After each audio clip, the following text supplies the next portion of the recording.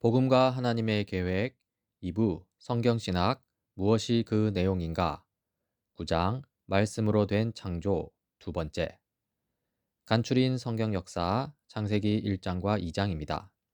태초에 하나님께서 존재하는 모든 것을 창조하셨습니다. 그분께서는 아담과 하와를 만드시고 그들을 에덴 동산에 데려다 놓으셨습니다. 그분은 그들에게 말씀하셨고 세상에서 해야 할 임무를 부여하셨습니다. 또한 그들에게 동산 안에 있는 모든 나무의 열매를 양식으로 먹도록 허락하셨으나 단 한 가지 열매만은 금하셨습니다. 하나님은 그들에게 경고하시기를 만일 그 금지된 나무의 열매를 먹으면 죽으리라고 하셨습니다. 하나님의 형상대로 지음받은 인간인데요. 이 하나님의 형상을 언급하는 성경 구절은 다음과 같습니다. 하나님이 말씀하시기를 우리가 우리의 형상을 따라서 우리의 모양대로 사람을 만들자. 그리고 그가 바다의 고기와 공중의 새와 땅 위에 사는 온갖 들짐승과 땅 위를 기어다니는 모든 길짐승을 다스리게 하자 하시고 하나님이 당신의 형상대로 사람을 창조하셨으니 곧 하나님의 형상대로 사람을 창조하셨다. 하나님이 그들을 남자와 여자로 창조하셨다. 사람은 하나님의 형상대로 지음을 받았으니 누구든지 사람을 죽인 자는 죽임을 당할 것이다. 이 인간이 하나님의 형상이라는 사실은요, 이 인간에 대한 성경적 이해의 핵심 전제입니다. 즉, 성경이 인간을 어떻게 이해하는지를 파악하기 위해서는 인간이 하나님의 형상이라는 점을 반드시 고려해야 한다는 것입니다. 이때 하나님의 형상의 의미는요, 인간이 하나님 앞에서 특별한 위엄을 갖는 존재라는 것입니다.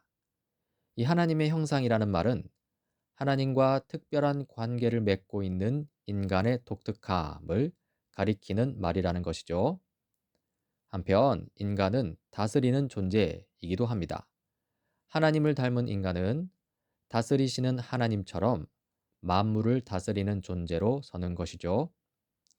이렇게 하나님의 형상으로서 인간의 위치는 하나님의 청지기라고 할 수 있습니다. 이 청지기로서 하나님 다음에 서는 존재인데요.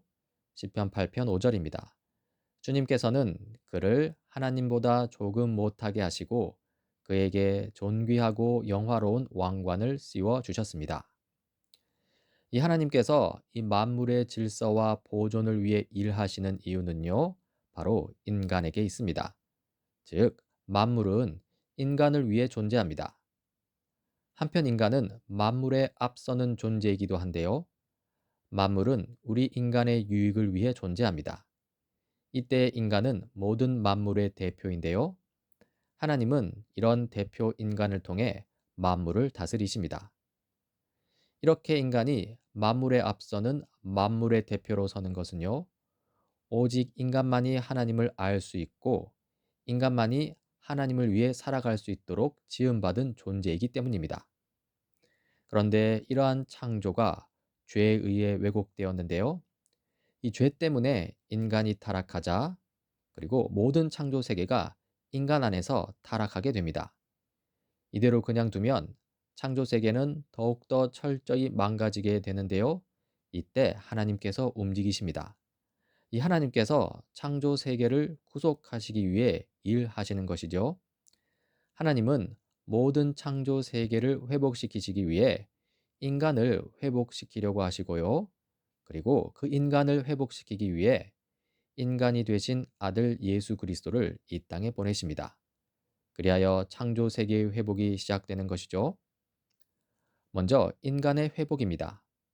온 창조 세계가 하나님의 구속된 백성이 마침내 하나님의 완전한 자녀로 나타나게 되기를 열망합니다. 그리고 다음으로 나머지 창조 세계의 회복입니다. 즉, 인간이 회복될 때 창조 세계도 죄의 속박으로부터 벗어날 수 있다는 것이죠.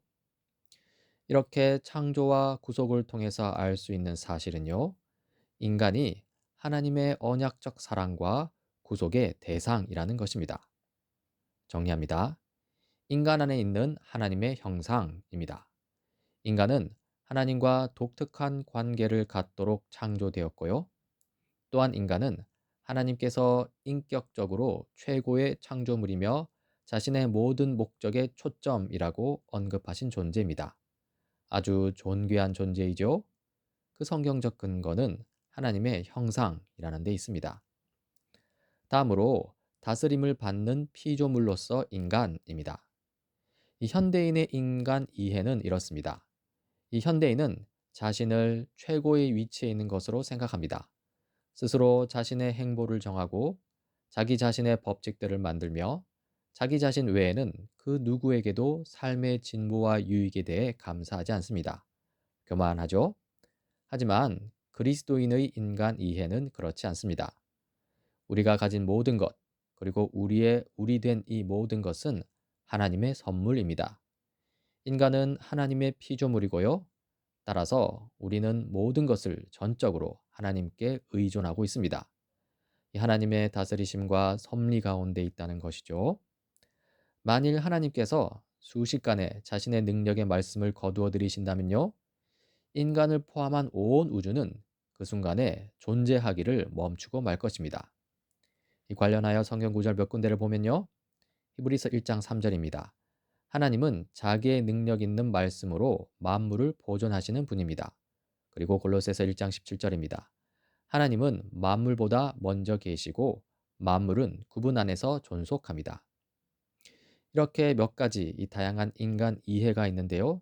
좀 더 살펴보면 이 무신론적 진화론자입니다.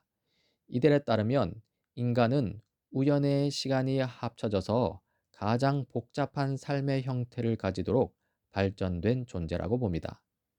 그리고 유신론적 기독교적 진화론자인데요.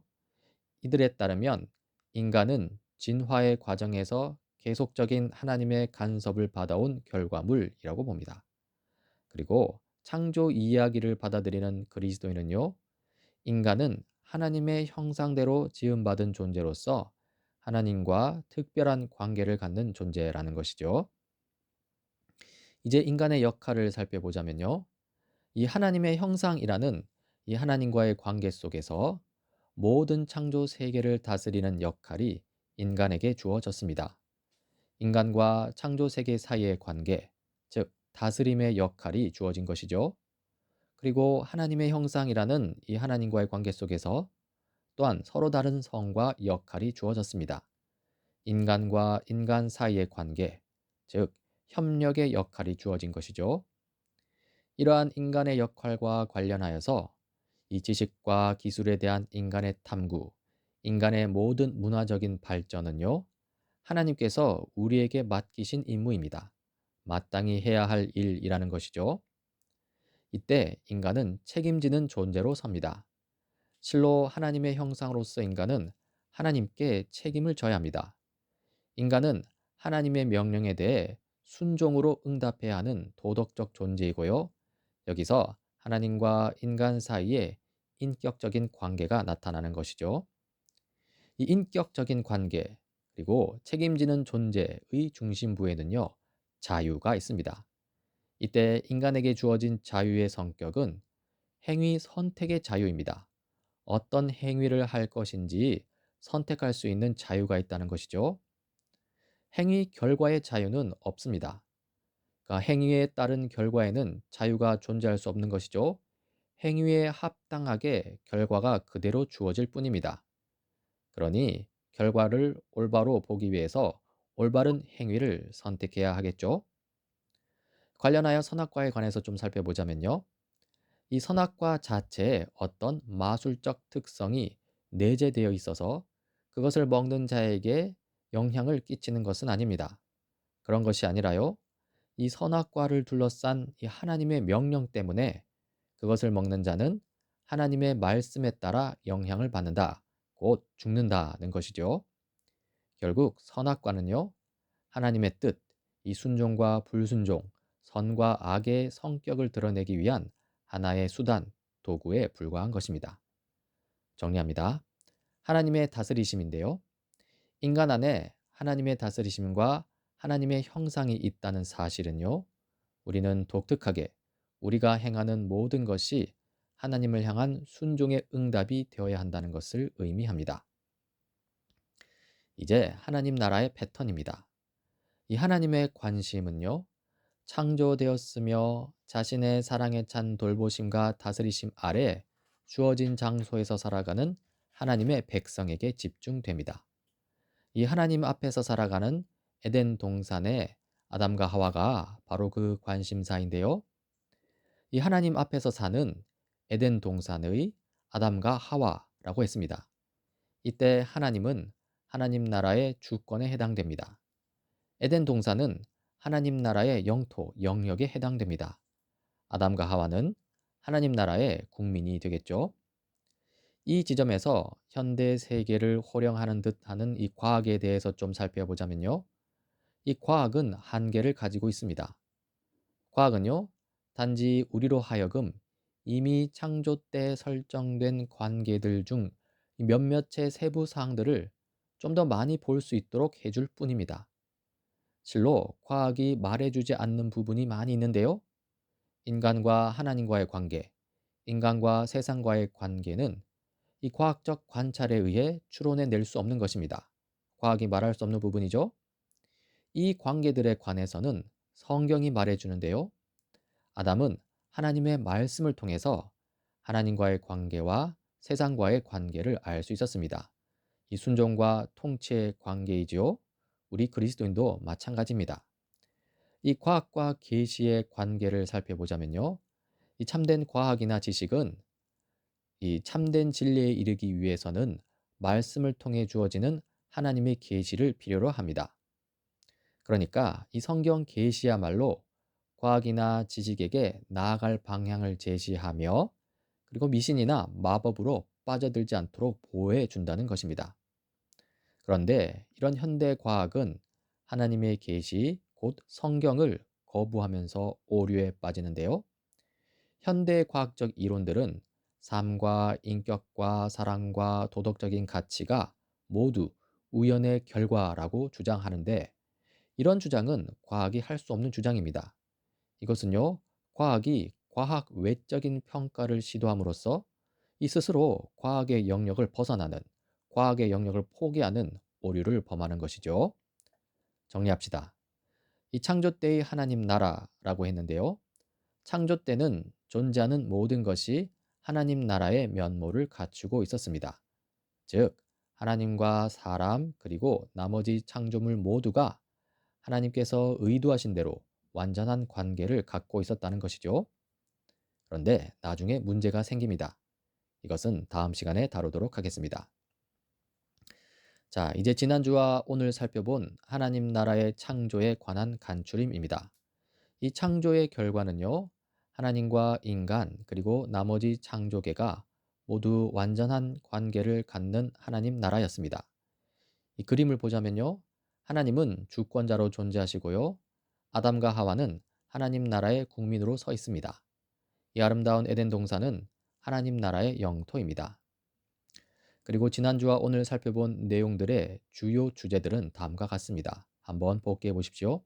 하나님의 주권, 창조, 하나님의 말씀에 의한 무로부터의 창조, 창조의 질서와 조음, 인간 안에 있는 하나님의 형상, 하나님 앞에서 져야 할 인간의 책임, 그리고 중심 낱말들은 다음과 같습니다. 마찬가지로 복기해 보십시오. 창조, 태어남, 주권, 형상, 하나님 나라.